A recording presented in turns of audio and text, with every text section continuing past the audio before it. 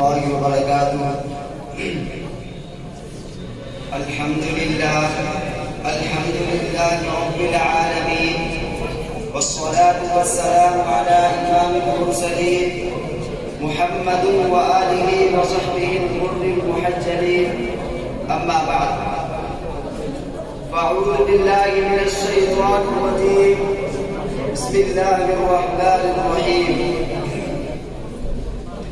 هو الذي بعث في الأميين رسولا منهم يتلو عليهم آياته ويزكيهم ويعلمهم الكتاب والحكمة وإن كانوا من قبل لفي ضلال مبين. وقال النبي صلى الله عليه وسلم: لو كان العلم بالثريا لتناوله رجال من أهل فارس. إني أريد أن أخطب أمامكم حول موضوع مناقب أبي حنيفة في هذه المسابقة السنوية.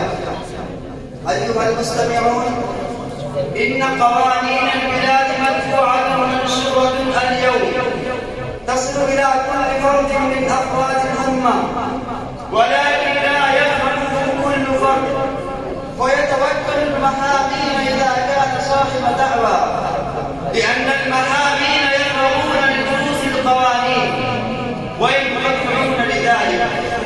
ونحن المسلمين قانوننا هو القرآن، وشرعه الرسمي هو الحديث الشريف.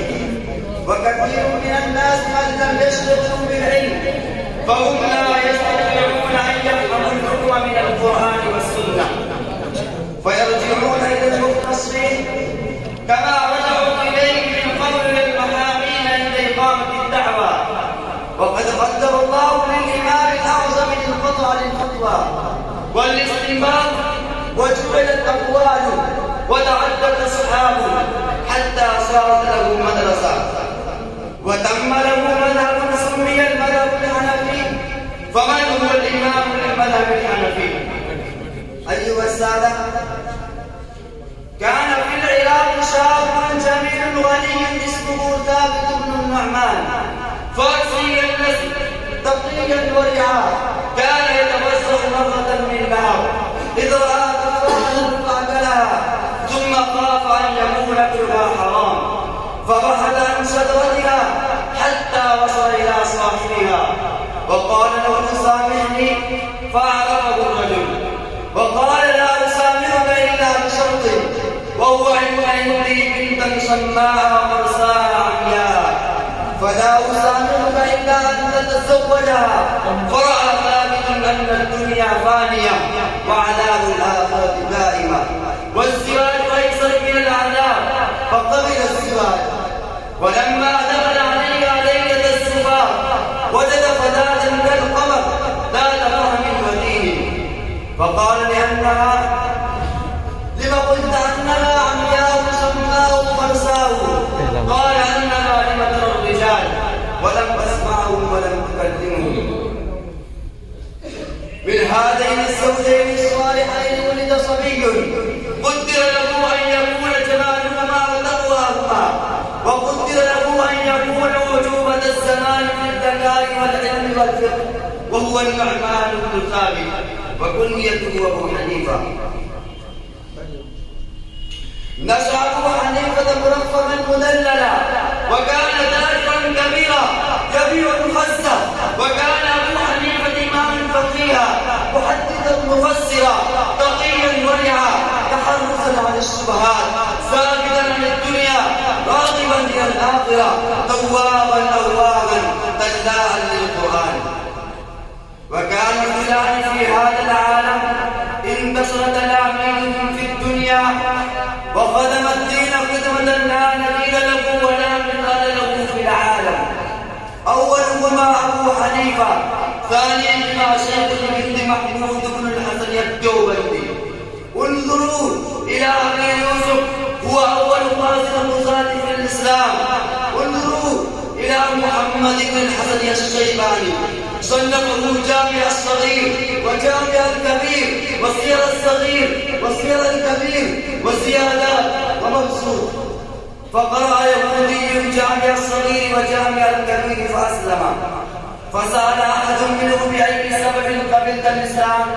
فأجاب قال قرأت جامع الصغير وجامع الكبير وقلت في نفسي هذا محمدكم الأصغر وكيف محمدكم الأكبر فأسلمت.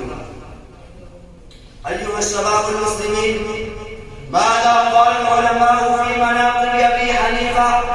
وقال مالك بن أنس رحمه الله تعالى: رأيت رجلا لو كلمك في هذه السارية أن يجعلها ذهبا لقام بحجته. وقال الشافعي رحمه الله تعالى: من أراد أن يتبحر في الفقه فهو عيال على أبي حنيفة. وعن وهب قال: سمعت عبد الله بن المبارك يقول: رأيت أعبد الناس ورأيت أورع الناس ورأيت أعلم الناس ورأيت أفقه الناس، فأما أعبد الناس فعبد العزيز بن أبي رواد، وأما أورع الناس فالفضيل بن عياش، وأما أعلم الناس فسفيان الثوري، وأما أفقه الناس فأبو حنيفة. ثم قال: ما رأيت في الفقه مثله. ومن جملة مناقبه فإن الإمام رضي الله تعالى عنه قال: رأيت رب العزة في المنام 99 مرة، فقلت في نفسي إن رأيته تمام 100 لأسألنه بما تنجو الخلائق من عذابه يوم القيامة. قال: فرأيت سبحانه وتعالى فقلت: يا ربي عز جارك وجل ثناؤك وتقدست أسماؤك بما ينجو عبادك يوم القيامة من عذابك. قال: فرأيت سبحانه وتعالى من قال بعد الغداة والعشي: سبحان الأبدي الأبد، سبحان الواحد الأحد، سبحان الفرد الصمد، سبحان رافع السماء بغير عمد، سبحان من بسط الأرض على ماء الجمد، سبحان من خلق الخلق وأحصاه مع بدر، سبحان من قسم الرزق ولم ينسى أحد، سبحان الذي لم يتخذ صاحبة ولا ولد، سبحان الذي لم يلد ولم يولد ولم يكن له كفوا أحد. نجا من عذابي، نجا من عذابي، نجا من عذابي. قال الخطيب عن أبي يحيى الحماني قال: سمعت أبي حنيفة يقول: وآخر دعوانا